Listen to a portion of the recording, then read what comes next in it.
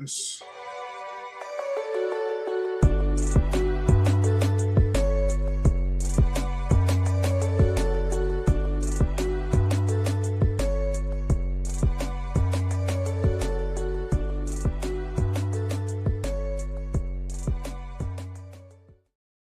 Yo, what's going on, everyone? It's been a while. It's been a long time. Life has been lifing. But guess what? We are back. Unlike Richmond and Naples, who coaches decided to leave them at the grocery store, we're here. We're here. We are here, and we're dedicated to the process of giving you the C plus coverage of USL League One. It's better than what the league is giving you. So, we here. We got it. Like it was. We exist. Yeah, we exist. This is the monthly check-in, bi-monthly check-in that we do, just to let you know we're here. See y'all in 3 months. Bye. Have a great night. Have a great night. First of all, let me introduce my co-host. I have Ebony. As always, Eb, how you been, homie? How's this year been without a men's team? You've been enjoying the 7 seas of the world? I've just been all over chilling. Did a crazy speed run of everything for like 2.5 months. I'm tired. Ready for a nap. Nah, I feel you. And the newly married Aquaman of the podcast, Kyle Carr. How are you doing, sir? I don't know why Aquaman, but I'm doing great. Well, sir, your house was underwater, so that's why. Okay, fair. I'm good. It's weird having a team that can score goals. I'm not used to this, but otherwise, life is great. Ooh, Kyle, rub it in. My team can score goals. I will. Let me have this. I know. I understand. You should. So, y'all, we got a lot to talk about. Before we hop into all of that, we just want to say, please take a moment. Make sure you follow us on Blue Sky at walking90 .blue sky whatever the rest of the URL is for that. And also on Instagram at walking90. Before we start with that, guys, I think the big news that we should probably start out with is that I alluded to 2 head coaches fired early. The 2 earliest head coaching, well, one was a firing, the other one was a payment plan. Transfer question mark? It's a wild one. It's a weird one. What are we doing? Because why would you pay a fee for a coach that would have been available at the end of the season? It's been hilarious, bro. Like the Red Armies got into it with the Sporting Cascade owner. For what? Bro, it's been insane. How do you look at what he's done and go, more? I want that. I'm gonna pay you for it, right? I'm gonna pay you for it. I'm gonna pay you to watch us only win 2 games in the first half of the season.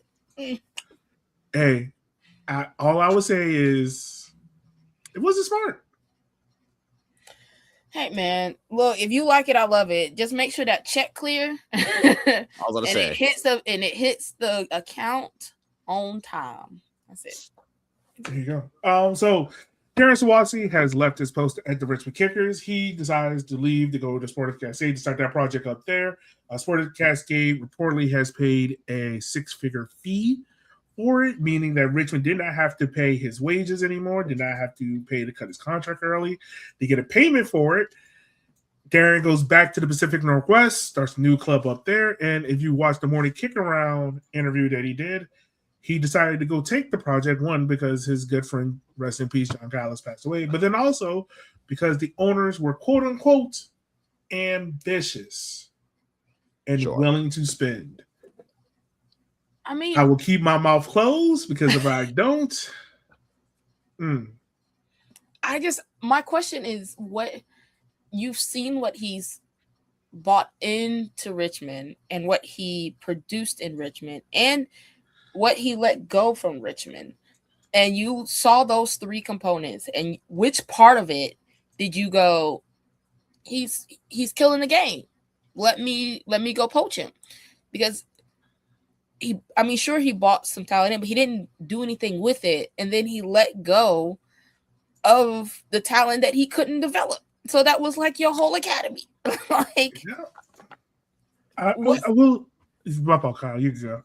I think the thing for me was, okay, I get that you're looking and it's like, okay, it's someone with local roots who Mhm. has won, who has he did win a shield. So it's not as though he hasn't done anything in his whole time at Richmond, but it's more if you looked at the last few years. And it He kind of hasn't goes done back to anything. why did you buy out the contract that likely would have been available at the end of the season? Yeah. And I think that's for me, like, why did he pay 6 figures for someone that would not have needed to pay 6 figures for? Well, they said they wanted him to start right away. Okay, sure. But he's a phone call. Like, I don't know what the laws of this league are. I didn't know if they had laws of the league or anything of that nature.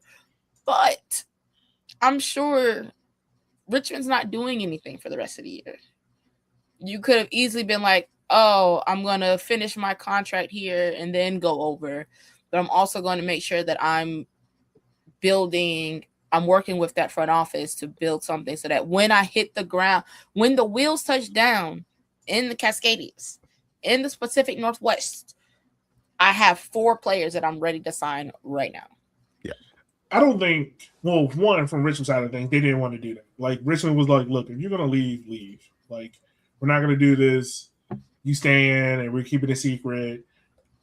Because you could tell, like, and definitely from the Greenville game, look from that date and then look all the way up until Obi took over. Was it Fort Wayne? Look right up to the Fort Wayne game. That team was broken. That's when we got the news that Swansea was leaving. So what that tells me is, one, that Swansea already playing this move when this news came out. This team was, I would say, 70% invested in him. And when he left, there was something that was just broken in the team. And yeah, I mean, Richmond's not going to complain. I doubt that he would have signed back anyway, given, you know, how the year was transpiring, how we were losing games in like big matches. You know, I'm pretty sure it was going to be curtain calls. Like I would have, it would have took a miracle for him to say. Yeah. If y'all had offered him another contract, oh, that would have been. Oh, I would have had to come up there and like fight for you, because that would have been insane. And the funny thing is, I think the day before he announced, I did like this scathing podcast. Yeah. Where I was just like, I think I burnt the earth, and people were like, "Yo, Elliot, I've never heard you that broken. Like, you sounded broken." And I was like, "Yeah, man. Like, I'm pissed. I'm annoyed because it was just unnecessary." Yeah. No, well, not that. And look, we're gonna talk about Poland. The reason we're so there because I'm affected by this. But the thing about it was, I will say this: you can judge a coach based on the players that he's let go. So if the players he let go, if they downgrade and the team that the coach is on upgrades gets better, then okay, was the best move.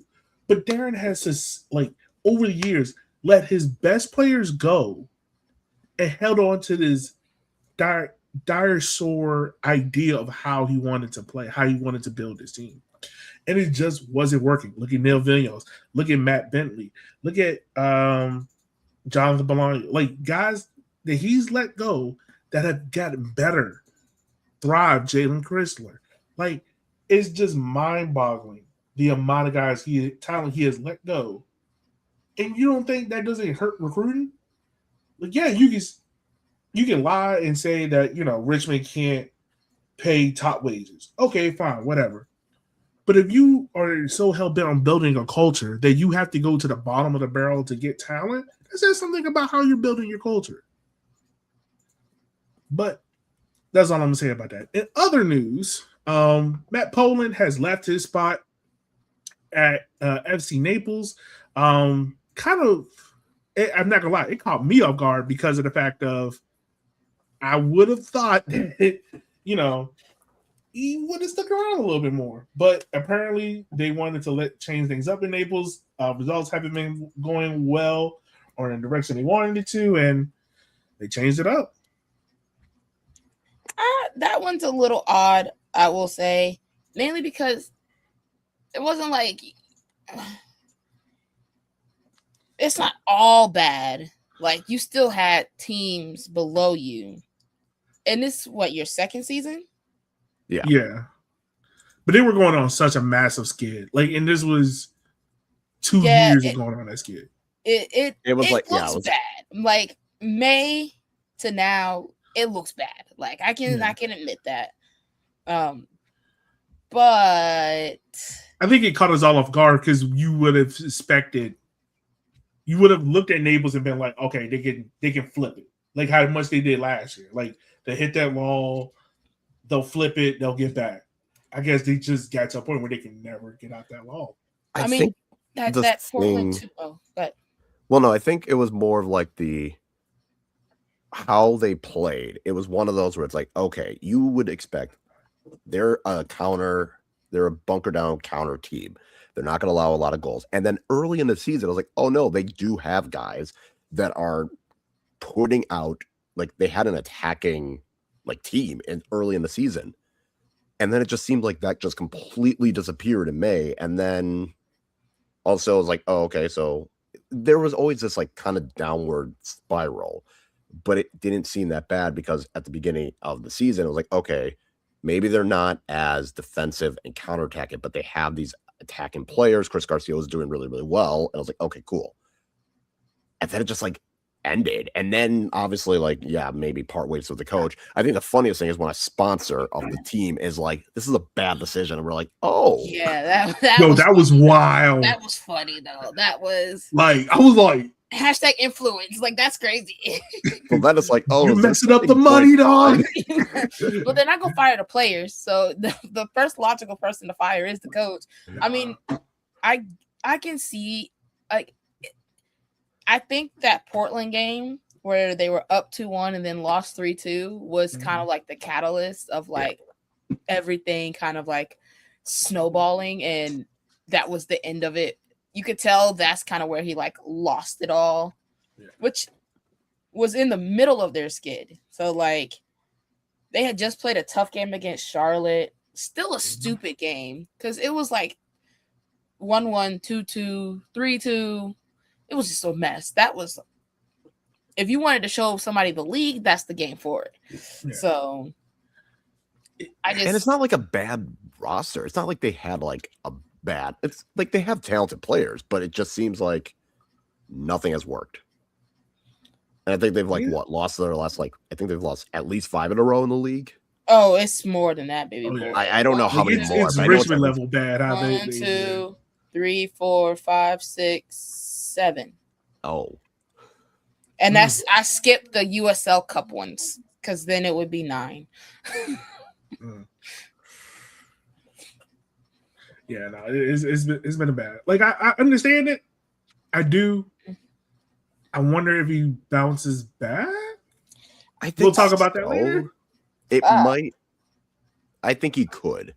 I mean, I think there's going to be a coaching position open here in a few games that he could probably slot into if he wanted to. So definitely some hot seat openings. Oh, for sure. Ooh, for sure. Cosmos literally just signed a player and then dismissed him like within like 3 days. Like, which we don't know why. We don't know. And so the player we're talking about is Shavar Marsh. Don't know why they let that man go. He was just like, nah. They said that he violated some rule and then he was gone. And I'm like, oh, but what rule though? Like, what did he do? What did he do? You can't just come out here and just be like, right. I need to know if he pimp slapped somebody. Like, did he smack the shit out of somebody? That would be amazing. He came in and was like, fuck this shit. I mean, that would be hilarious. But yeah. Did someone get it on camera and did they yell World Star? I don't think anyone yelled World Star. I think they're too young for that now. Nah, you gotta keep the culture. That's Cosmos culture. That's their heritage. Look. That is. Just yell out World Star out of nowhere. Right. You yell World Star near me and I'm instantly just head up, phone ready. True. You gotta go back to your roots, okay? Hey, I'm gonna do that in school. The first thing is I'm just yell out World Star and see how the kids react. If you I like, bet you there's gonna be 3 teachers in there that's gonna be like, "Hey, go look No, up." you can't do that. You can't do that. False alarm. False alarm. It's fine. my bad. They either running head up or they squatting up. Like they're just already here. I'm like, come on, y'all. What we doing? We teaching Okay. the youth. Uh, My bad. My bad. Okay, I'm sorry. That was funny. Other news that we have, we're talking about Portland Hearts of Pine. They have decided to release renderings of a new stadium. There are some differences of opinions on whether or not Portland should go into the stadium. Some fans have said that the district that is built in doesn't really fit the aesthetics of the club, and some What other. aesthetics? Hey, I'm just telling you what the people are saying. And you also have some people that are looking at this and being like, okay, cool, let's do this. We also know that Portland Hearts of Pine are putting up a USL women's team that, if you read any of the responses on Reddit, one, their fans are delusional. Two, they said that this USLW team will have the ambitions of an NWSL team to sign the best talent in the region. Man, don't piss me off. you don't get the fuck out of my face with that shit. Hey, man, you talk about a team that everything reads as like a marketing gimmick. They are there. Like I said, Kyle, they are the evil y'all. That's mean to forward. That's disrespectful to forward. Like, hey, we would love to do that, but we have a lot of things we got to take care of first before we even think about a top level women's team. Like we got Rally, and that is a good starting point. They got to walk before they run. Portland's like, we're just gonna jump out the plane. Yeah, no parachute. Who's paying that expansion fee for them to have an NWSL team? No. They said NWSL like. They said Timu NWSL. That's what they said. Yeah. They're going to take all the talent from the NWSL, but not be in the NWSL. Yeah. In Portland, Maine. Mm-hmm. And no discredit to Portland, Maine, because it's a beautiful area. But you got to like, have you seen some of the talent that is? You know how long it took Atlanta to get a team? Hey, like, I'm just telling you what them people told me. There's some talent in the W. Not an I. Yeah, I there's believe that. a lot of teams, and there are some really good ones. I implore you to, and in the Super, like go look around. I would take a look at Jacksonville. Go look at Minnesota. See how they are lining up. Dallas Trinity is like all over the place, but they put out a really good squad every year. I would take a look at them because the teams are loaning, NWSL teams are loaning the Super League teams, which means a lot of Dallas Trinity, for some reason, DC Power, Jacksonville, Tampa Bay Sun, they look amazing. I was about to say fucking Spokane. That's on me. So yeah, I like your ambition. But I don't want you to come into this with thinking that you about to be top dog, and then realize that people still want to have to live in Portland, Maine. I just feel they say we can do it, baby. They say we can do it. Stadium plan. It's like this looks like every generic stadium idea. Yes, because that's exactly what they did. They go. That's what all these teams are doing now. Look at like Cincinnati. Look at Miami. Omaha had this. Greenville had this. Like it's always this typical. Like we're gonna have this big old grandstand. We're gonna have this area for the supporters. We're gonna have this other end, and then we're gonna have the other is gonna be open area so we can expand later. And then we're gonna have like a couple businesses attached to it. We're gonna build a pavilion. There's gonna be like 6 stores and they're all $100 a piece. 2 restaurants and like 4 parking spots. Also, I know it says it's predominantly privately funded with total cost to exceed $50 million. Taxes. Exceed. That's the thing. It's not even like, this is going to cost $50 million. This is going to be at least $50 million. And where the rest gonna come from? Because you said Most all private. those supporters who are paying to go to game to get season tickets. Like, Yeah. everybody want a stadium. So it's time to pay for a stadium. The new stadium sounds nice until your season ticket prices go up $40. You're like, what happened? Hey, I wish them all the best. I wish them all the best. I do hope it's not all talk. I really hope it actually pans out. It's not all talk. But also, I do need Portland fans to bring it down a notch. Every team has these goals of doing these things, and in year 1 and 2, it's all great. And then you get to year 4 and 5. It's not, it's fun until you get tired. And then it stops being fun. Yeah. Like, hey, I'm not gonna say anything else about it. But yeah. So we talk about Portland. Let's move on over to New York Cosmos. We kind of already alluded to that, but they let go of Siobhan Marsh, Jamaican international, played for 4 games for him, scored 2 goals. Signed Ozzy Ramos, who was at Texoma last year, decided to sign him. Side note, if you didn't know, Texoma had a successful year in USL League 2. I think they won a trophy. They did all right. Yeah. Them and FC Tucson. So, former USL League 1 teams are doing their thing there. Guys, I think I have a good suggestion on what we can do for the podcast tonight. So instead of us just rambling, trying to figure out what to talk about, because we haven't done this show in a while, we're going to go through each team in USL League 1 from the way how the table looks, talk about the pros and cons of the team, and where do we see these teams finishing at in the year. So to kick things off with, let's start off with Union Omaha. You want top down, not bottom up. Okay. Oh, yeah. We're going to start with the good and end with the bad. Okay. All right. Because if we started off, we have to talk to Richmond, and that would be too long. Union Omaha right now sitting on 38 points, won their last 2 games, have a game up against Chattanooga. So what are the pros of Chattanooga right now? Of Chatter or Omaha? I mean, Omaha. Jesus Christ. Union Omaha, what are the positives of Union Omaha? They just seem to be they found their stride. I know like the beginning of the year looked a little weird. And then they played a lot of like championship teams in the Prinks Open something, whatever. Prinks Tires USL Cup. That but they've really like settled and they look good. Like not just like, the generic. No, they look like they are actually like the team to beat right now. Honestly, the weird part about Omaha is they do look really, really good. And then they have the occasional match where you're just like, what happened here?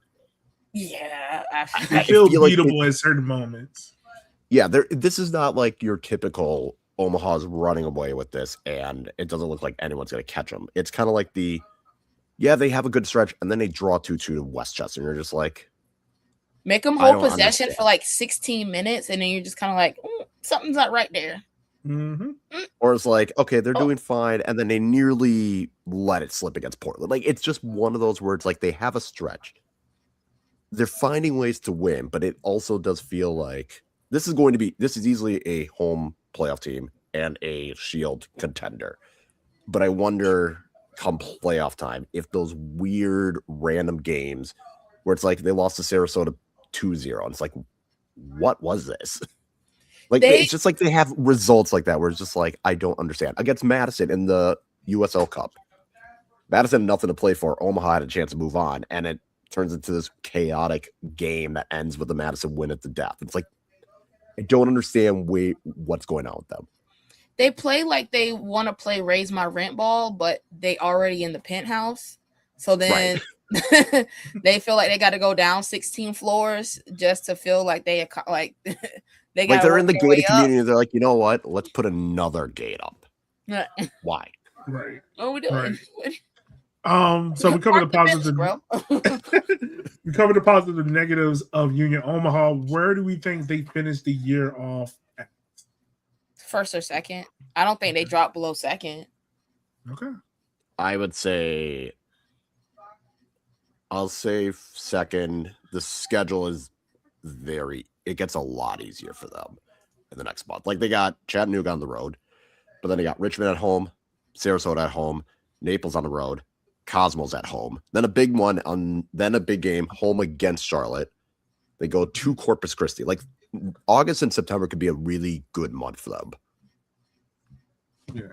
So I'll say second. Okay. All right. So anywhere between first and second for Union Omaha. Second place, the team that you just talked about, Kyle. Charlotte Independence have 11 wins on the year, 36 points, 2 wins in a row. The next play Greenville. What are the positives and negatives of Charlotte's? They're gonna score. We don't know. They're gonna score goals. They probably have the player of the year in Luis Alvarez. I will say that much. Yeah. Yes. Yeah. They have the player of the year in him. That I was okay. This is when I knew he was going to win player of the year in my mind. It was the Richmond game, and he just started like just doing. You can just tell he was just at a different level. He was like, "Yeah, I'm not taking this seriously. Like I'm just moseying around, do something, pick up the ball here, do this." But he just looked like he was in stride. Like he looked like he was playing in first gear, where the rest of the team was playing in third gear. Oh, I was gonna say for me, it was even before that. It was when Charlotte hosted Madison, and it was like Madison had an early goal, and then it was like immediately after he's like, "I'm just gonna let the shot rip and it score." Yeah, and it's like, "Oh, okay, you're just toying with everyone." So yes, Charlotte can score like anyone. Not terrible defensively, which is weird. I don't think they've been I don't think they've really been tested defensively by a lot of teams. Because they score in bunches. So then people just stop defending against them because they need to go score. So that's the thing. Like, yeah, I'm glad you brought that up, man, because like there's a trend, I think, in both of their losses. Like, I think, let me see. I want to make sure I'm right in this. No, they score first in that game. But I think like it's a thing against Charlotte where if you score first, like Charlotte don't care. I think it's when you score like multiple goals against them, and they're like, "Oh, okay, now we gotta play." Like you have to make Charlotte play, unless they're gonna be bored and be like, "All right, cool, you scored a goal, great. We're gonna go score another." You've got to put them under like we were just talking about the Naples game where it was 4-3. Naples was literally just going back and forth with them until the end. Mm-hmm. Like, I still don't know what their defense is. I know they're gonna score some shit. They're gonna score. I don't think there's been a game. In the last 5 games, the only time they didn't score was the 3-0 loss to Spokane. Yeah, and that game was surprising. Yeah, that was something. Yeah, I feel like again they're not terrible defensively, but it's not like they're this compared to the other teams around them in the standings. They are by far the weakest defensive team. Correct. Yeah, they also could just decide we're going to score 4 goals and it won't matter. I truly believe that the only time they're going to really be tested is when they start to get to this informed Omaha. So I think whatever the result of that game is, because that game comes up September 5th. Whatever that result, I think that's what tells you who is finishing the league number 1. Mm-hmm. Yeah. All right. So Charlotte Independence right now is second. Where do we see them finishing the year off at? As high as first, but they could drop below to 3. Okay. I'm going to say first just because after that Omaha match, this is what will determine their season. They got Madison on the road at the end of August. Then they have that Omaha match 2 weeks later. Mm-hmm. And then after that, it's kind of easy. Westchester. Boise is going to be tough, but it's like Westchester, Richmond, Fort Wayne, Sarasota, Cosmos, Greenville, Portland. Okay. They can go win all those matches after that Omaha match. They could. They could. Like the Boise one's the only one, but I'm just saying this is a team that could rattle off like for that end of the month stretch. They could win 5 out of those 6 easily. Okay.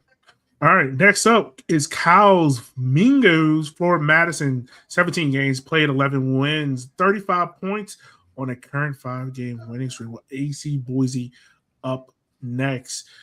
What's the pros and cons of the Mingos? Starting with you, Kyle. They can score on set pieces. They've scored 15 set piece goals this season. which is more than I think literally the last like 5 seasons combined. And I'm not even joking. When did y'all learn to score like that? When did this Madison? It's weird, but they can score set pieces. They're great at home, which is going to be huge for them. They had a very favorable stretch where they had basically home matches the last 2 months. So it's going to be interesting to see what happens from there. And that's my only concern. But overall, yeah, they can score a variety of ways. Set piece, free kicks, corners, open play. They've got it. I mean, June and July looked really good for y'all. Yeah. The last time y'all did not score a goal was June 6th, but that was an Open Cup game, or you prink something that was the USL Cup that didn't we not counting that. The game before that, which was against Greenville, where you didn't score a goal. But every multi-goal game except for Spokane, where that was just a 1-0 win. What is? And I think that was the last time they lost in the league. I think that's the last time they lost in the league was that Greenville game. Correct. And to throw it in there, a very decisive 4-0 win in the Henny Derby.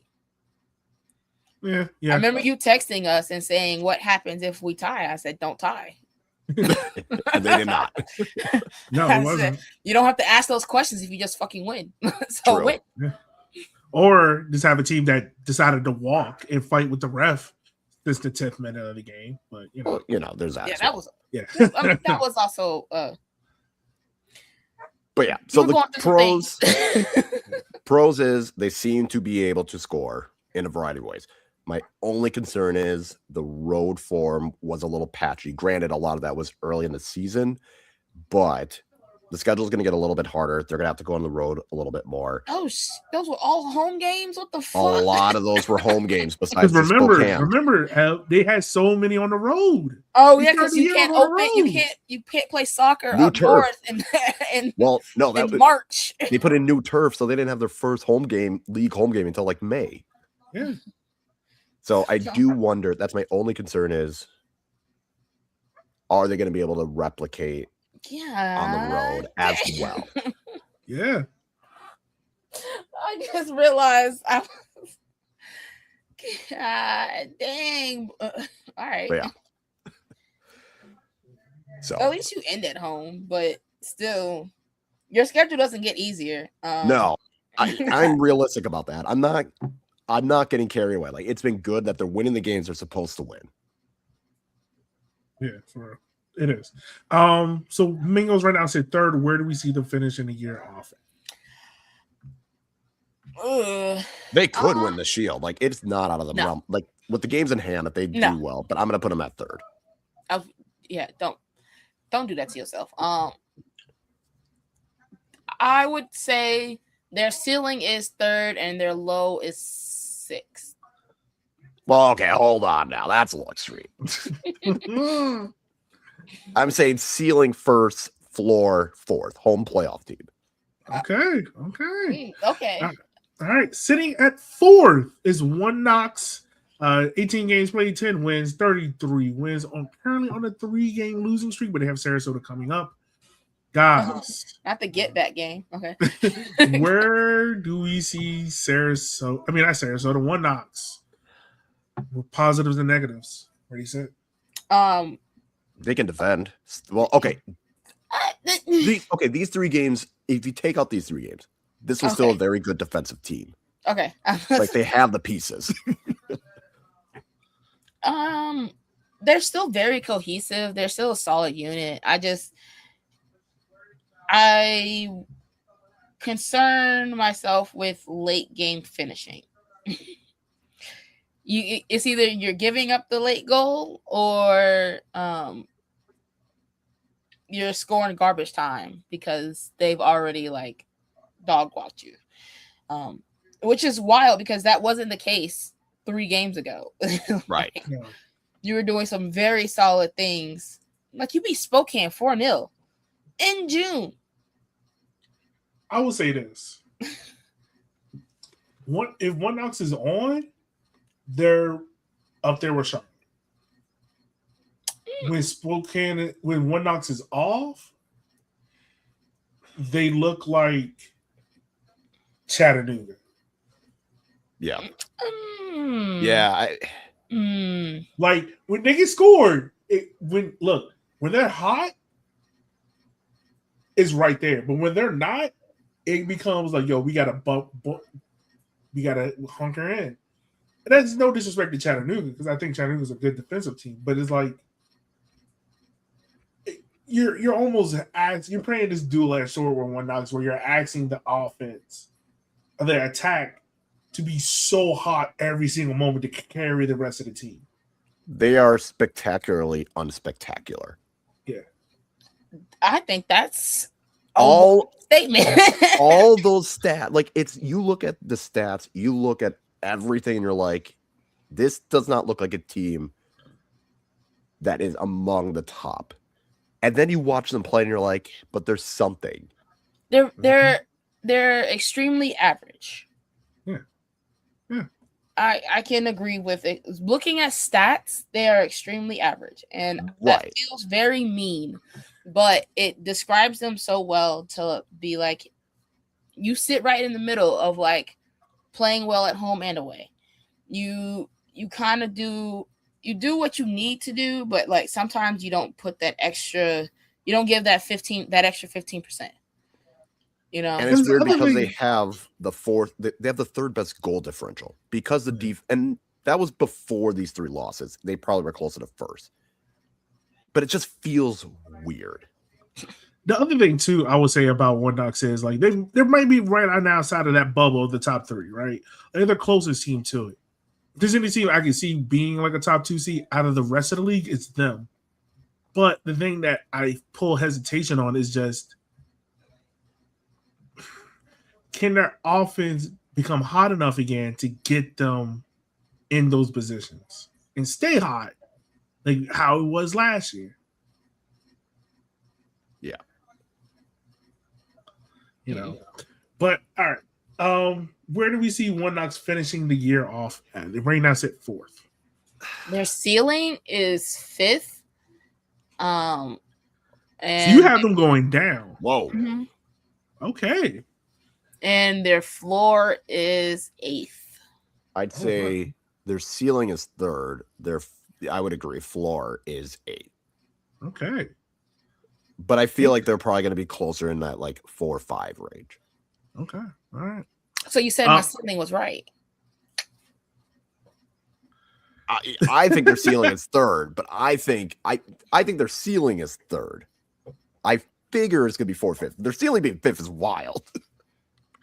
Yeah. It'd be interesting to see. But I think that's more to do with some of the other teams more than Knoxville himself. Okay. Next we have the Spokane. 18 games played right now, 10 wins, 32 points on a current 3-game winning streak with New York Cosmo coming up on the weekend. What do we think about the team out west, y'all? What do you think? They still Speaking of a team that is mid as hell. Aggie, bro. They're fucking Aggie. Like I would tell you this, man. Spokane to me is a team where I'm wondering how much of last year is playing on the team, because it feels as if like this is the team where it's like, remember the last 2 years they came really close to the final, like winning it. And I'm wondering if year 3 they're just like, yo, we're just cruising. Like we can conserve our energy. We can get hot around late August, September, cruise that into the playoffs, and be right there where we at. Because it just feels like a team that's just not interested. Like they're like, all right, we can win on the road, we can win at home. Being in either or one of those places doesn't matter to us. Yeah, but ready for the playoffs. Like they just feel like they're just cruising. But the problem is, they've won their last 3 playoff games via penalties. You cannot expect that to continue. That's true. You can try. You don't know them. You don't know their life. No, you cannot think that you're going to continue this winning off of penalties in order for that to continue. And it's just like they don't score a lot. It's not like they're this amazing defensive team. They're just And I mean, the 3 games, it's also like they played, granted, beating Charlotte was good, but the other games were Richmond and Fort Wayne. So it's not like they're also like beating like good or better teams. It's like the Charlotte one was a shocker, but the other 2 wins are like, Yeah. And I feel like this is just a team of underachievers. Oh, wow. Damn. Okay. We said at the beginning, if you cannot win the league this year, then when are you going to do it? That's fair. We did. We did go said that because hard that on team, Spokane when they first. we looked at this roster, we're like, you gotta be able to do it. Like that's You what I'm have saying. Like it just all felt like this they are talent. conserving their energy. Like it's just like, all right, we just How we're you doing enough to conserve stay energy in in line. 4-0 wins? What are we talking? Well, no, what I'm saying is like they're saving their energy because they're not going all out. Like they don't feel like they have to be the 1 seed to prove anything because they've already done it. They don't have to be the, top 4. But they haven't been the team. 1 seed. Oh, that's not their. Are we talking about that? That's not their ceiling. Absolutely No. not. No. Absolutely. This team is very good. They can run with anybody. They can score on anybody. I concern myself with desire. What is their desire? What is Fair enough. That's fair. That's totally fair. That's totally fair. Where do we see them finishing the year? What's their ceiling and floor? Am I going first? Sure. My ceiling is going to be 4th. Okay. My floor is 9th. I agree. That's exactly what I was going to say. Okay. I think they do something stupid at the end of the season, and then it's like, oh, you slid so far for no reason because you focused on the USL Cup. Like, Yeah, you better go play. You better go play. You played Oakland, a team that doesn't know where they're playing this weekend. That is true. They do not know that. Okay? Like, That is wild. This is all I'm going to say. If you fumbled those games in hand on Boise and AV Alta, you're looking real rough. Because Chattanooga's got 2 games on them as well. Chattanooga.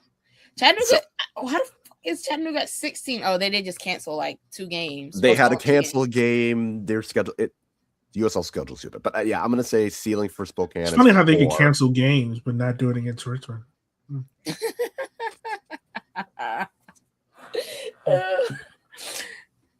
Yogi said he still got some feelings about it, and he gonna make sure you know.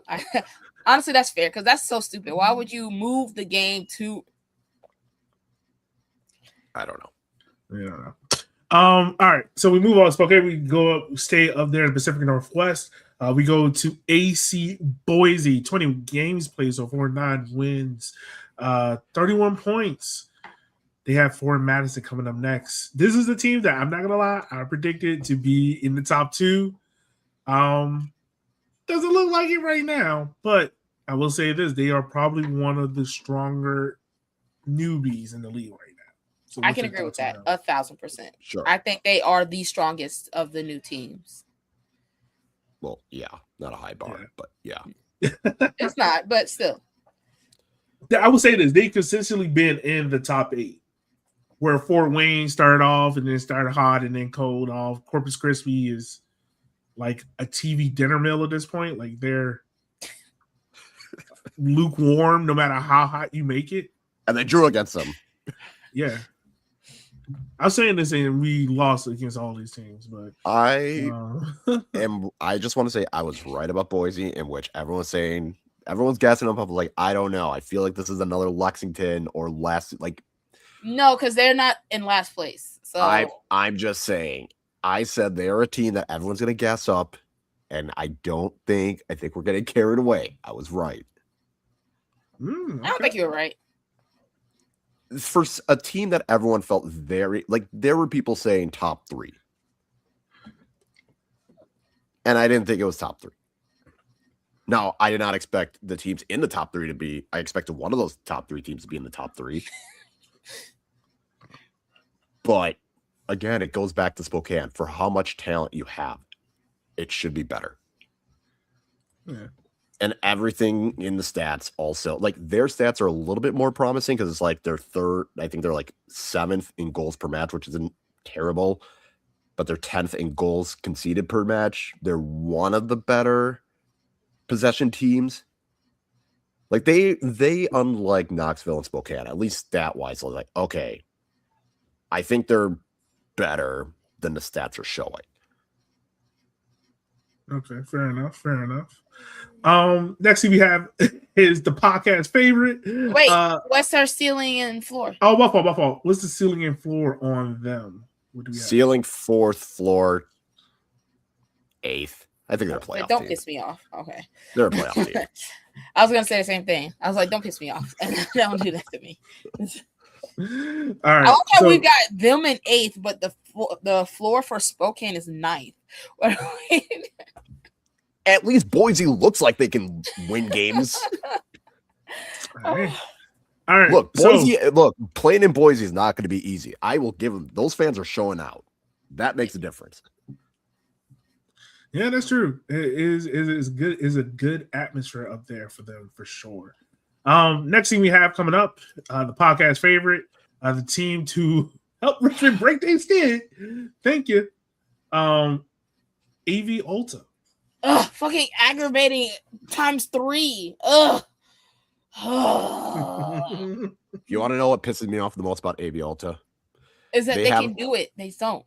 They lead the league in possession, but they are 14th in big chances and 15th in big chances missed, and I am annoyed about that. Because why do you have all this ball and you're still not doing the right thing? You remember when they went down a man and still was trying to hold possession? They are 5th. They are 5th in the opposition touches in the opposition box. Why are you like this? I swear, I swear, they go into the locker room and go, here's Ebony, here's Kyle. How do we piss them off today? And they go, you shoot 16 times, but it's always wide right. And then you hold possession in midfield for 75% of the game. And then you give up a goal in the 90th minute. 72% possession against Richmond, and you somehow only generate 4 shots on target. Hey, it was the first game where I was like, Richmond looks confident. Like, what is this? 30 touches in the opposition box. Richmond had 32. Richmond had the ball, got in the box, scored. AV also had the ball in the box and decided we're just going to keep passing it. Why are you like this? Why are we passing it to the back of the net? That those aren't more points. Just go score. Just score. Hey. Same with the Westchester match. 14 shots, 6 on target, no goals. Why? Because we're like this. Why? There's no need for this. As I tell everyone, man, that team is going to live and die by possession. They don't give a damn. You don't have to live like this. You that's a team that's like raise my rent. But that problem is they own the 5th floor and trying to raise their rent from the 3rd floor. Okay? Hey. So what's the ceiling and floor for AV Alta, the team podcast? Throw it away. Oh, my bad. Ceiling 5th, floor 11th. Their ceiling is definitely 6th. I can agree with that. Floor is 11th. Okay. They fuck around, lose a couple games, and all of a sudden they're out of the playoffs. Right, exactly. Then you're like, how did you do that? And then somehow at the end of the season, they're like, why are you back in 7th? Who did this? That's true. All right. Next we got up is Chattanooga Red Wolves. 16 games played, 9 wins. Funny, this is the only team in the league that has this line. 9 wins, 1 draw, 6 losses, 28 points right now. They play Union Omaha coming up. Good luck. Pros and cons of Chattanooga. A pro is they have a lot of games to make up. Yep. So they can catch up to some teams, or they can fall spectacularly. Either way, it'll be cinema because that field is hilarious. They are not as ridiculous with their fouling and red card situation as last year. That is true. That is That's true. another pro. Okay. They are pretty solid at scoring set piece goals. Yeah, They that's got 9. That's not bad. Okay. But it's still the question of how much are you really going to be able to score when it matters? I don't know. I'm not gonna lie to you, man. They are my dark horse team to win the league this year. What? They are. Look. Call me. I believe in the voodoo of Chattanooga. I've seen it enough times where Chattanooga will come in to the playoffs. No one thinks they're gonna do anything. They upset Richmond. You don't think they're gonna do anything? They upset someone else. Like it's par course for Chattanooga. Like you don't. Let me ask you a question: if Chattanooga goes to Union Omaha this weekend, wins 2-1, right? You're not gonna be shocked by that because it's Chattanooga. Like this That's is a more team on built for Omaha. chaos. No. That's more on Omaha not fulfilling their duty. I think. All I'm going to say is, while they do have all those games in hand, that means they're going to have a lot of Wednesday, Saturday games. They're going to have a lot of tired legs between mid-August and mid-October. Yeah, it's bleak out here. That's a lot of That is 3 games in a it's week. tough. There's gonna be tight. a stretch of Fort Wayne on Saturday, Sarasota Wednesday, both games away. And then they come home Saturday, the 22nd versus the Cosmos. And then they do it all over again with home against Boise, away to Westchester on a Wednesday, then back home to Greenville on a Saturday. So, and then they do it again where it's on the road at Richmond, home against Madison on the Wednesday, home against Portland on the Saturday. Yep. So that's the thing. If they can get past those kind of tricky parts, like, don't be surprised if we get to the semifinal and we talking, yo, Chattanooga got a chance. Like, I'm just saying. This is the stretch that's going to determine their season.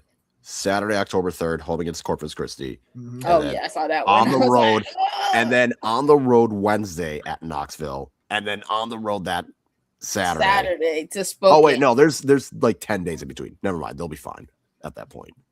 But that is still, those 3 games are kind of like this could be a home playoff team thing. This could also determine if they make the playoffs. It can. Which is why my ceiling for them is 3rd and my floor is 12th. What's wrong with you? Welcome, Kyle. No. Those 4 games in hand is ridiculous. If they were to win those 4, if they were one of the 3 games at hand that they have in Omaha, that is 9 points. That puts them at 37 points. That's which second. Is 1 less than Omaha. I'm just saying, just those games in hand. So we're going to go a ceiling of 3rd? Yes. But the floor is 12. Oh, okay. So the whole table. Okay. Look, you win those games in hand, you're looking great. You lose a couple of those or you draw games you're supposed to win, gets a little rough. He's not wrong. All right.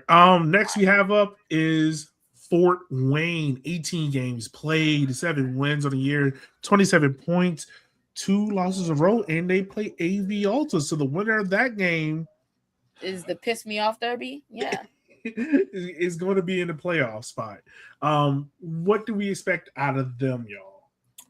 So not gonna lie, I was pretty high on them when they first came in. I was like, they already had experience. They were just moving up a league, and I thought they were going to bring that with them. And they've been a little touch and go.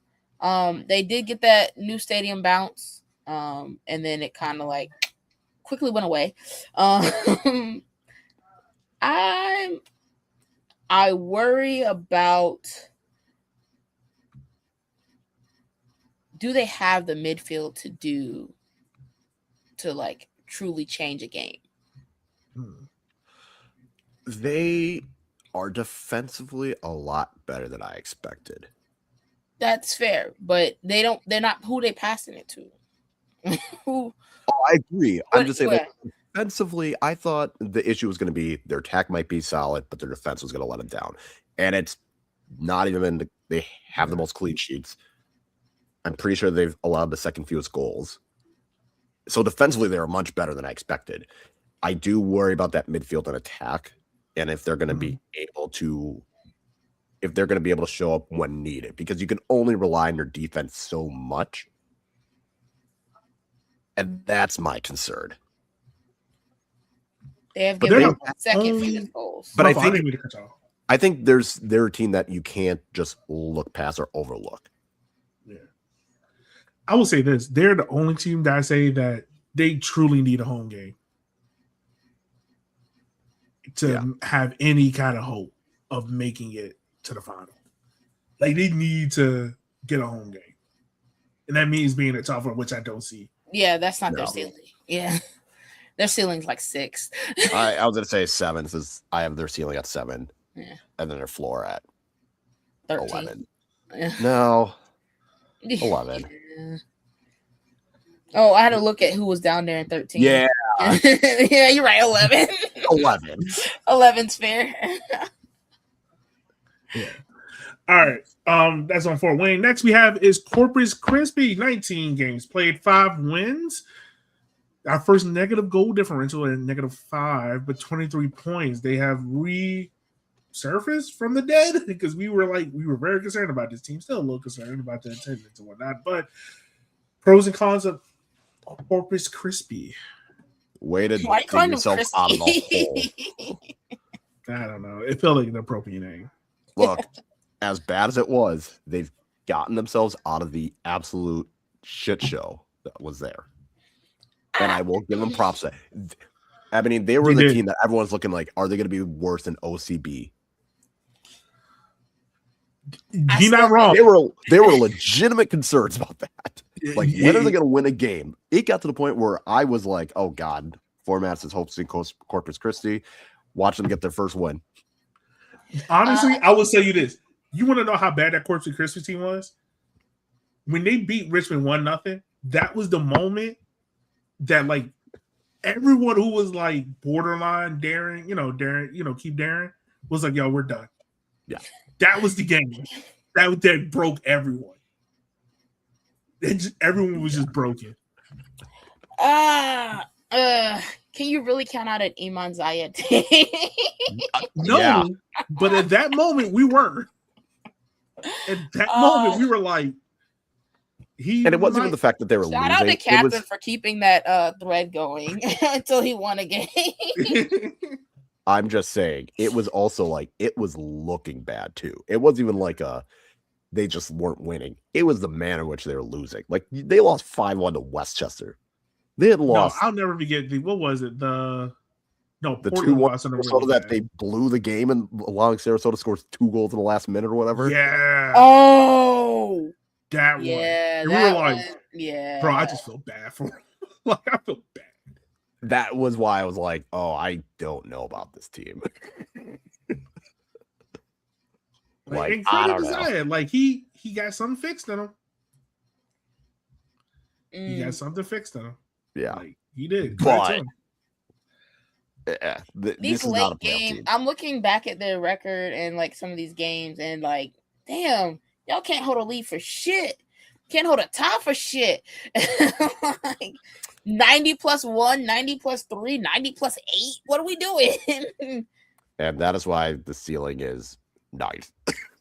Yeah, like, I feel like they'll, by the end of the year, if we were to start looking from when they started winning to now, like, I feel like they're a playoff team.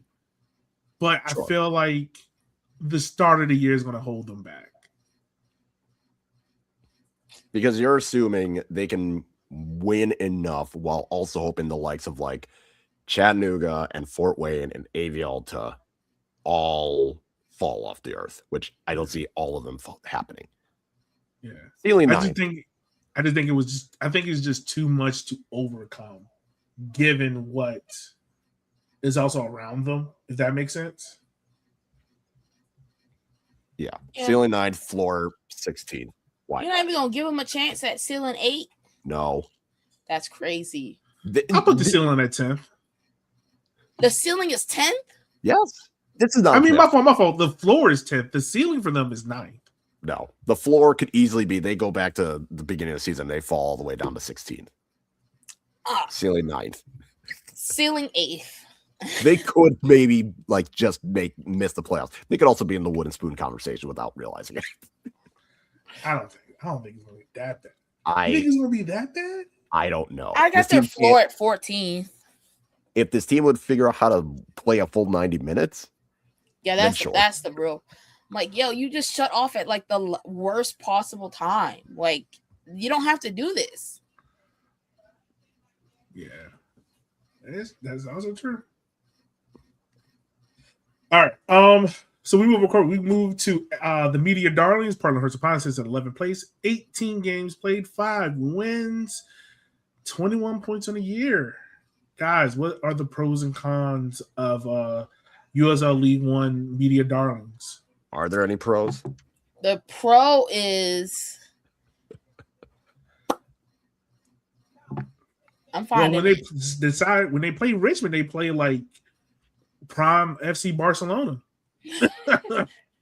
I mean, I'm looking and they definitely know how to score. I'm looking at their win. I'm looking at their wins, no matter what. I'm like, did they have a statement win? They had that's Cosmos. And that's kind of where I'm like, I don't. I guess maybe that's Spokane one. Their statement draw is versus Omaha. I mean, but that's their sort statement of draw. I've never heard of that before. Their statement draw. Sort of, because they were up on Omaha and then they let Omaha come back to 2-2. That was back in May. Hey man, 2-1 in which they were up 2-0. 2-1 over Spokane. That's and Spokane was struggling at that point, so it's like, hey, you asked for a statement win. I gave you a statement draw and a statement win. Okay. I mean, when your statement draw is you blew a 2-0 lead, and your statement win is against a team that has underachieved when they're in bad form. I don't know. Something about Portland playing Spokane. They just fucking hate Spokane. I don't know what it is. Yeah, I don't know. But there you go. There's your statement win. Let me ask you a question before we move into the floor ceiling for Portland. Does it feel like this is the next job opening? We got all the teams we talked about so far. Does it feel like this is the next job opening? No. Okay. I think it's second. Because you still have a job opening.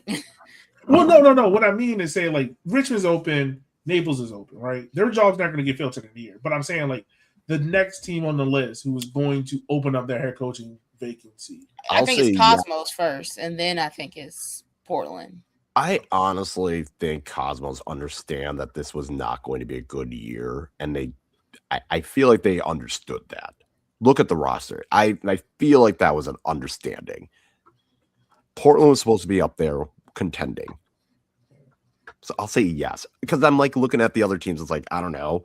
Fort Wayne's not going to. They're having a solid season. Zayed, they're going to stick with. Westchester, maybe, but Westchester's not terrible.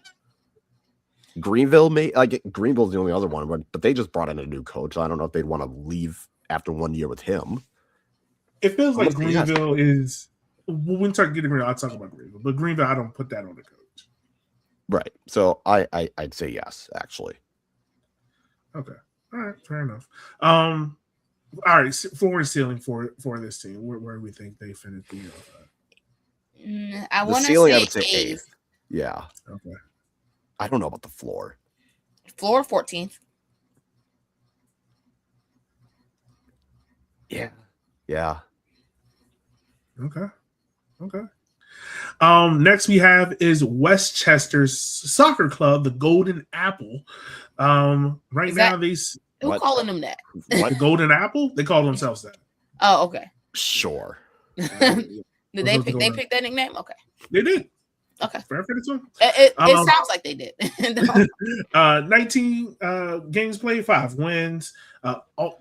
Positive goal differential +1. The only one outside of the playoff line with a positive goal differential, and 19 points on the year. They play FC Naples up next.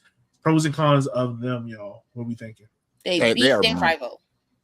They are better than I expected them to be this year. Yeah, absolutely. Yeah, they are. You got to remember how bad they were last year. Yeah, honestly, yeah, that's fair. That's fair. They were wooden spoon despite having the player of the year and golden boot winner. And then he left. And still doing bad in Brooklyn. Brooklyn still playing soccer? Yes. Yeah. Oh. But hey, positive goal difference is not that's good for them. Yeah. They beat their rival and got to talk shit online. That's their favorite 2 things to do. So they checked all the boxes for the year. And they're not the worst team in the league. And they're not the worst team in the league. There we go. There you go. That's all I got for you. Please don't make me say anything nice about Westchester. They're not. I will say this about Westchester: they're not a bad team overall. I've seen them play in person. They are. You can tell there's an idea, style of how they want to play. It's just they're still struggling at moments to execute. If that makes sense. That's like 3/4 of the game. Like ceiling 11. I was gonna be like 10 and 15. All right. Which is good for them. Am I looking at me like I'm crazy?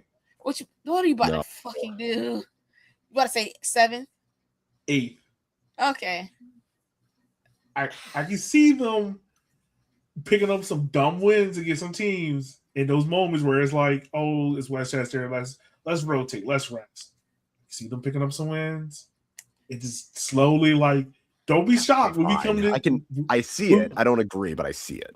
Right, but all I'm saying is, don't be shocked. We come to October and they're sitting at like 10th, and they're like 4 points out. I'm just saying.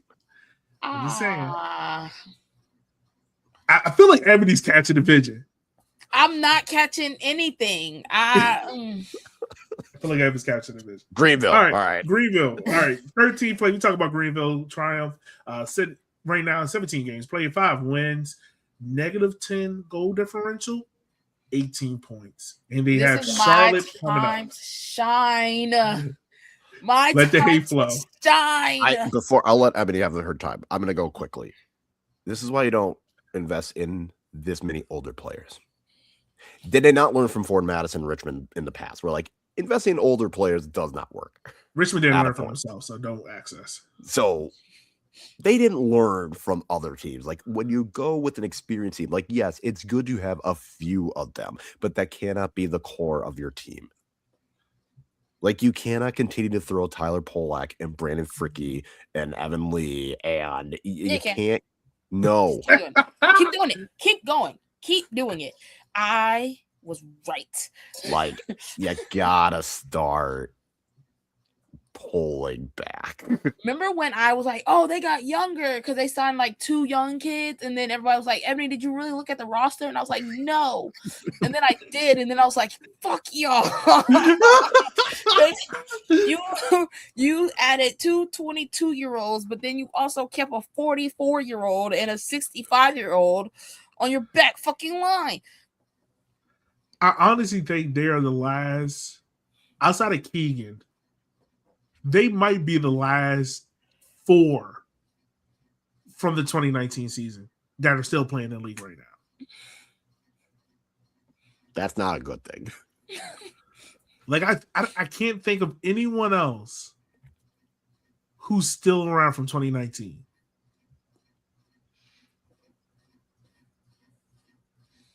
This is why you don't trust South Carolina. Like, hey, as a record label, they were the first state to secede, so they have a track history of this. As a record label and motherfucking crew, this is why you don't trust South Carolina soccer. Okay. But yeah, so their ceiling is 12th and their floor is 18th. There's not even 18 teams in the league. Exactly. Yeah. It's Not gotta long be- though. So I would bring up the point that I was thinking about Greenville earlier. I don't think it's the head coach. I just think this team is just old. Yeah. Like, it's nothing like Paula, Lee, and Fricky. They're club legends in this way, right? Like they are, and if they say, "Hey, I want to keep playing," then hey, it's almost like you remember Juventus had like Bonucci. What's his other name? This is like Chelsea adding Jordan Henderson. Like For why? what? Yeah, No. this is stupid. No. Like what? But for what? No, it's not that. Jordan's chasing a paycheck. Kyle, I know you heard. He's just chasing a paycheck. That's fair. That's That's all that man is doing. Because Chelsea's okay? not winning a champ. Yeah. Not winning a trophy. That man is strictly there. Xabi Alonso went to that man and be like, "Look, you gonna play 6 games. You gonna play in the League Cup. You get 2 games against Liverpool, and that's it. Sit your ass there and be a good cheerleader and be my voice in the locker room and shut the fuck up." That's his role. What this is like when Juve held onto that core for too long and they just didn't transition. Like what it really feels like what Greenville needs to do, it just be like, look at those 3 next year and be like, look, there's 2 options. One, you can stay on the team for another year, but you're not going to be starters. 2, you can become assistant coaches. Or 3, we cut your ass and we keep it pushing. And we retire your jersey in 2 years. Like, that's it. Like, it really has to get to that point with Greenville because Greenville is a team that should, much like Richmond, be at the upper echelon of the league. And I'm wondering how much money they had available because of the stadium and whatnot. But it's just like, it feels like a team that's just mulling around right now. Yeah. You know? So that's my concern. But yeah. All right, enough about Greenville. We move on to 14th. Talk about Sarasota Paradise. Right now, they 18 games played, 5 wins, negative 11 goal differential, 18 points. They have 1 next coming up on the weekend. Kyle, what we thinking? What's the pros and cons of Sarasota? Or I call Richmond Kickers South. When that attack is on, it is a very fun team to watch. Mm-hmm. Like when the attack and midfield are on, like they have guys that it's like when they play well, it is a fun team to watch. So I will say that with Sarasota. But between the pitch and their defense and questionable goalie, I feel like they constantly shoot themselves in the foot. Yeah, understandable. Eb, what's your thought? What's your pros and cons on Sarasota Paradise? Pros and cons. Pro. Outside of being Richmond Kickers South. They live in Florida. Is that a pro? I mean, you get the beach. I guess they're never too far from the beach.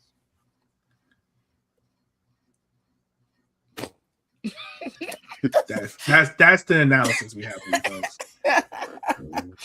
They're So they're like, oh, I want better for you, but you gotta want better for you. But I can't save all the hoes in the streets. So my biggest fear with them is that Mika leaned too heavy into rebuilding Richmond 2022 and just hasn't adapted well. Yeah. Like that's my fear. Because I think there are some good things about Sarasota, right? There are some good parts of this team. I'm just wondering if the rest of the parts are too heavy Richmond coded, where it's like, and maybe this is year 1, so he went with what he knew. And it was like, all right, give me the parts that I know so I can, build out. But I'm just wondering, I'm just like, dude, like this was the chance to kind of build it out, build what you want and go from there. And it just hasn't happened. Yeah. What's the ceiling? Yeah. 13th, floor 16th. That's wild. How? Because I think their ceiling is 15th and their floor is 17. They're currently 14th. I don't think it gets better. Are you going to sit here and okay? All right. I mean, Next team, because this is where it's going to start getting. All right. Next team we have coming up is FC Naples, who sit in 15th, 18 games played, 5 wins, 11 losses, 11 -11 goal differential, 17 points. Yeah. Currently on a 5-game losing streak right now. Let me see that. yeah, damn. It's more than 5 games. Yes, it's more than 5. Yeah, so we talked about it a little bit earlier. Yeah, it goes back to May 30th. So 9 games, 9-game losing streak. Yeah. If we're gonna go longer than that, they have 1 win in their last 10, 11, 12, 13, 14, 15, 16, 17. 18, 17. 1 win in their last 17. Yeah.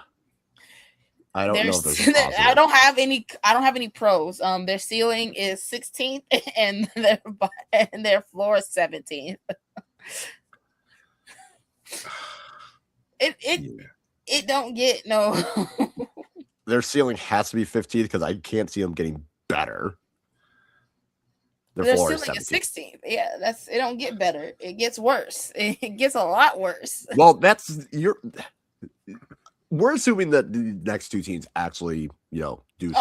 I only need one of these 2 teams to like. That's a big ask right now. It is, but I think they got like 2 wins in them because these other teams only got 1.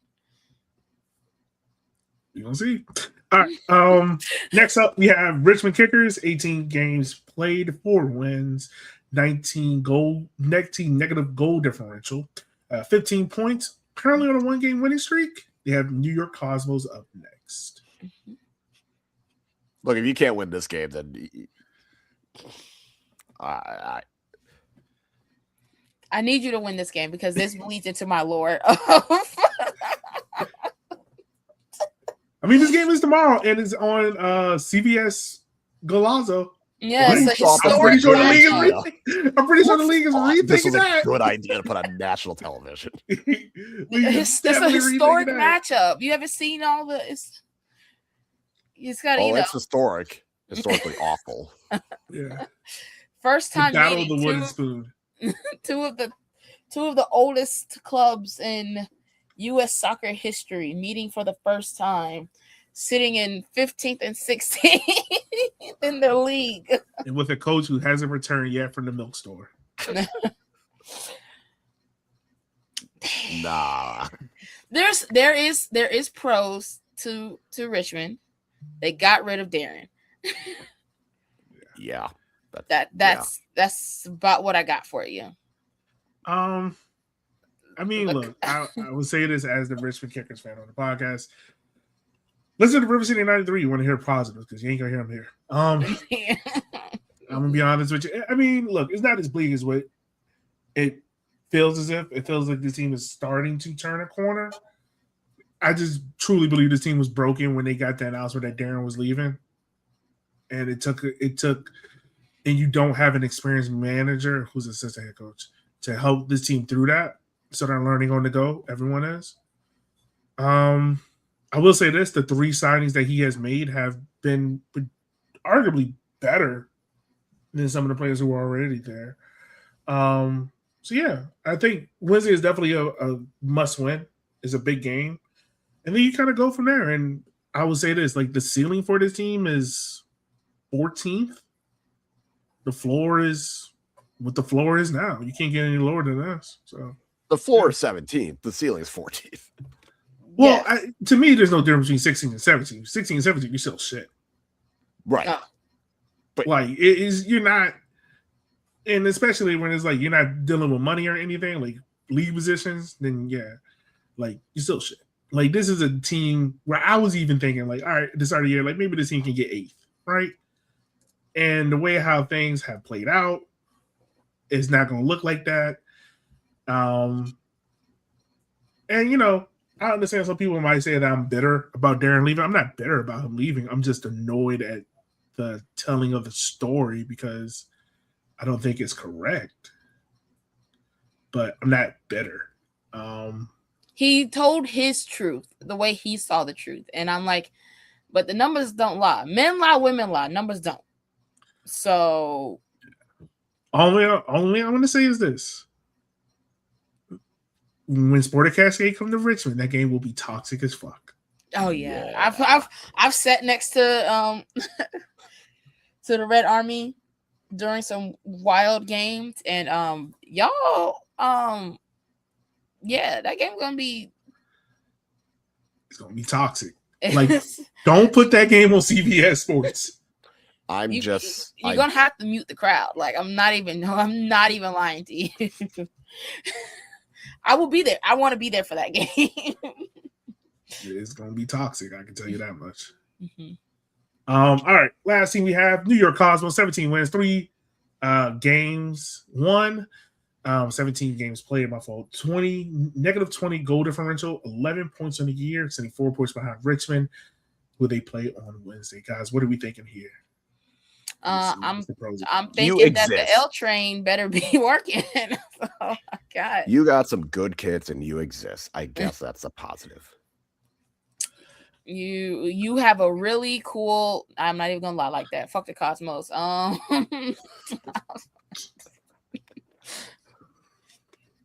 the Cosmos. Yeah, that you exist, and you got some good. You have a few good kids. Yeah, like it's tough. Like, I feel bad for the fans because obviously, you know, they're not in New York proper, right? They're in Paterson, New Jersey, and we've heard all the stories about how difficult it is to get to that stadium, and you know, it's hurting attendance. And you know, there's better people to talk about this than us. Please make sure you go follow those people. The Cosmos podcast. I can't remember that name at the top of my head, but they do a fantastic job of covering that team. For anyone that covers a team during a bad spell and just doesn't.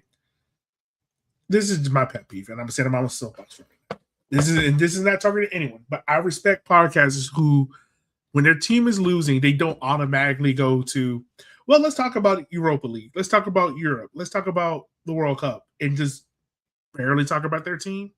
But when their team is winning, that's the only thing you hear them talk about.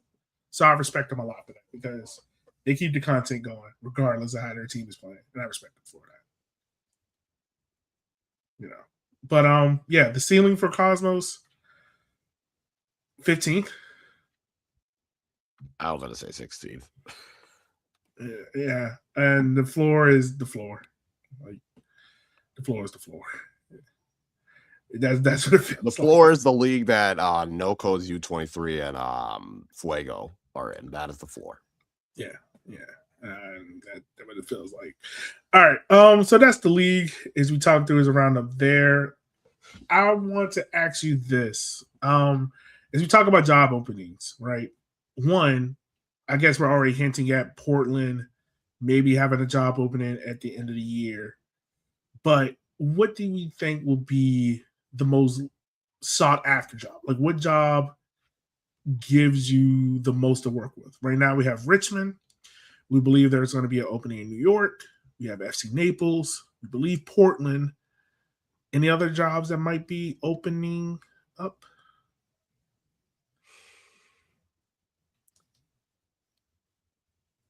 Maybe Omaha, because that coach will probably go to the championship or something, I guess. Like, that's the closest. I'm not saying it's going to happen, but normally Omaha coaches end up going on to do good things. Yeah. Because of how well they do. But I'll say Portland overall. Portland, I would still say, is the top one because that is an organization which, yes, we give them a lot of shit and their fans are over the top, but they do give a shit and they are they are making the effort and trying to invest. So that is something that is appealing and if things click, it could work really, really well. Yeah. If I had to rank these, I would go Portland, Richmond.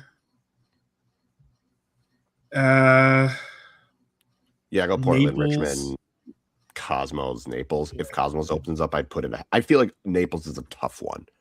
Why do you feel like What did I Naples is come a back tough to? one? What did I come We're back talking about how do you rank the 4 job openings that we believe are going to be there at the end of the year. Right now, we threw Portland in there, but we're ranking the top 4. So I said Portland, Richmond, Naples, Cosmos. Kyle went and he flip flopped Naples, and Cosmo was asking why he put Naples at last. I feel like the thing with Naples is like, what can you promote that isn't like you can't say, oh yeah, we're in Florida. Well, there's already a USL League One team in Florida. And it's like, oh, we got the stadium. They're in the better part of Florida.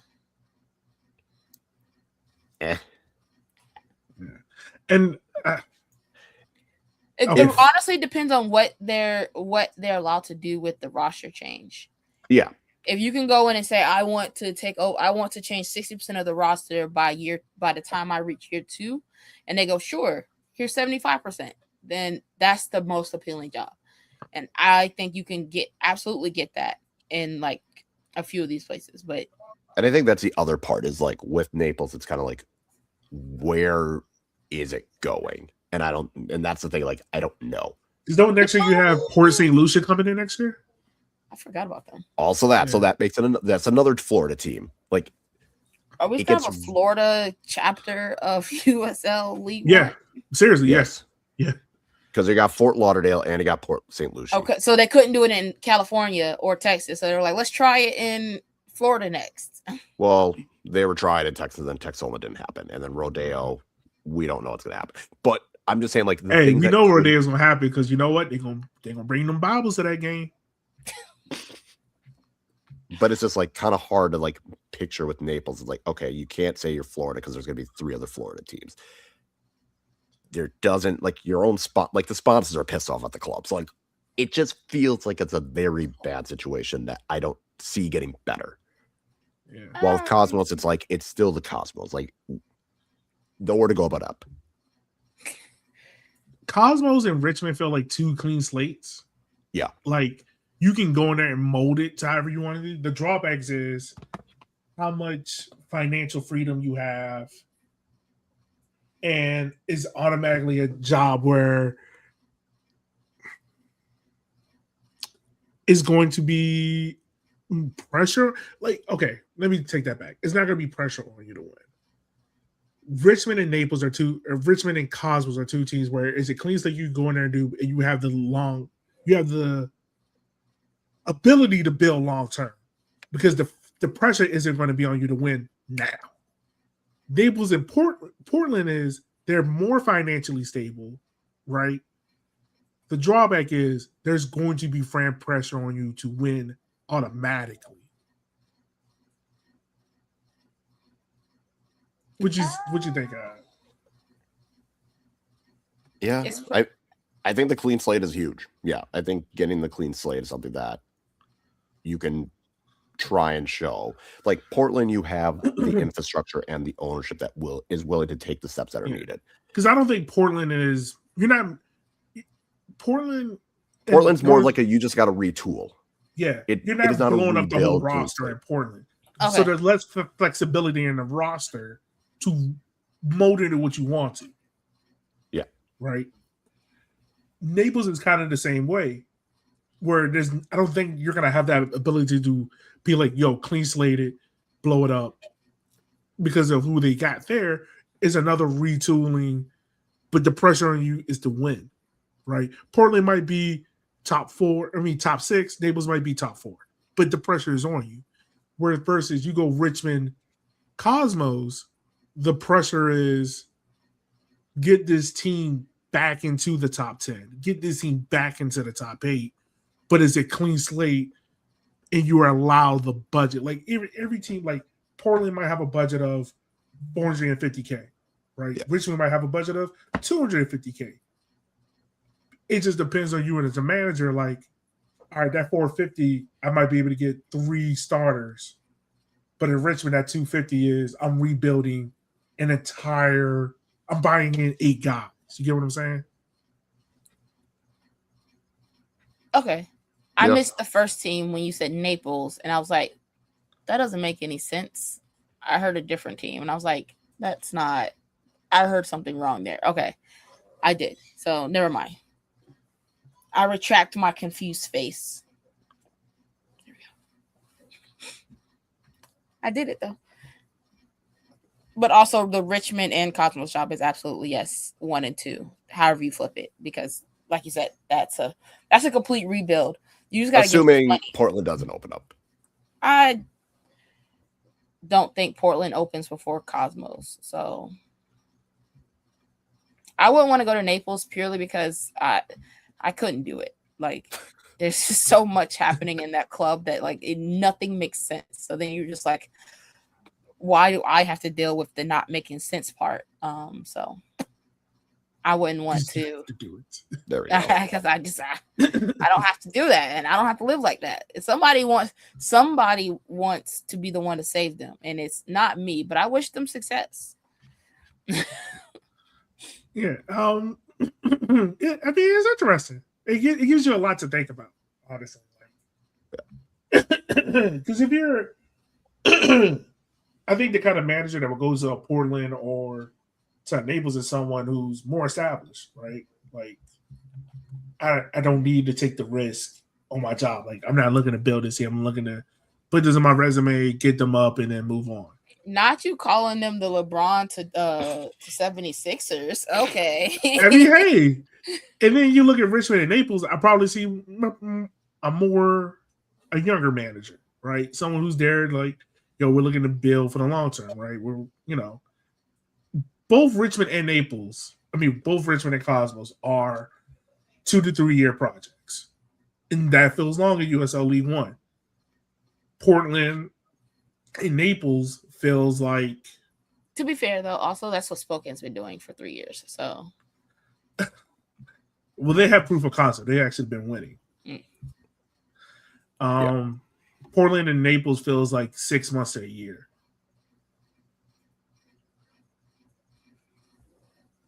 That's what it feels like. True.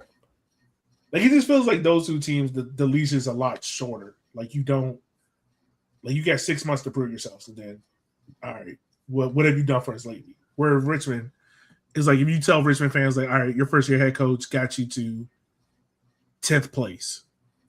Okay, let's see how you do next year. Can you get us to 8th? Can you get us to really?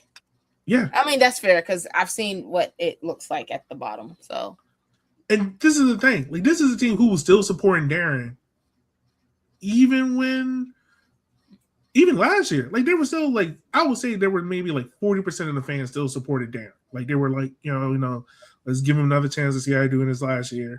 And that was our worst year in the league. Worst year in the league. So I think the fan support is there. It's just all about, can you build in an upward manner and not debuild. But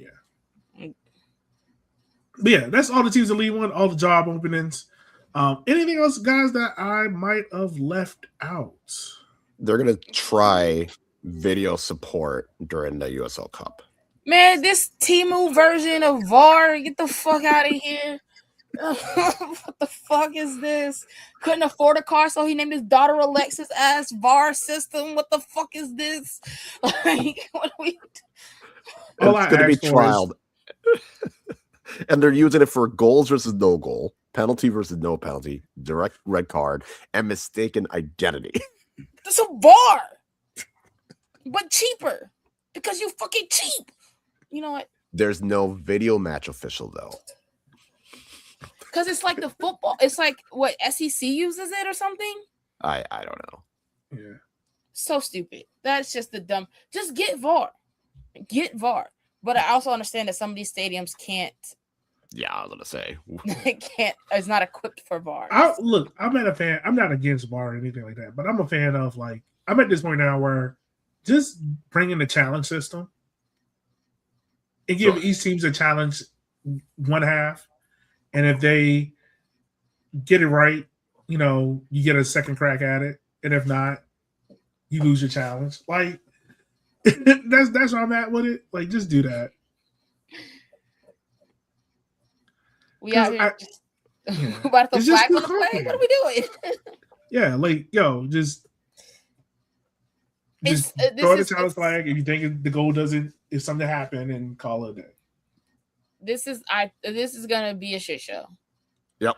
Just throw that out there. Can't why wait. Why are we doing this? And then we still don't know about ProRel.